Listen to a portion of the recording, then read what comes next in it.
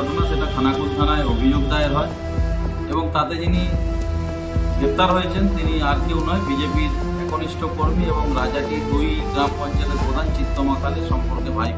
যারা সমস্ত কিছুই দেখেছে, ঠিক আছে। মেয়েকে আপনার মেয়ের 164 হয়েছে, গোপন জবানবন্দি হয়েছে। আর গোপন জবানবন্দি দেখে বিচারক 5 দিনের জেল হাজত দিয়েছে।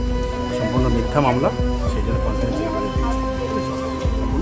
মামলা যদিও এটা হচ্ছে আপনার হচ্ছে নন নেমলি এফআইআর, মানে কোনো নাম দিয়ে কোনো এফআইআর করা হয়নি।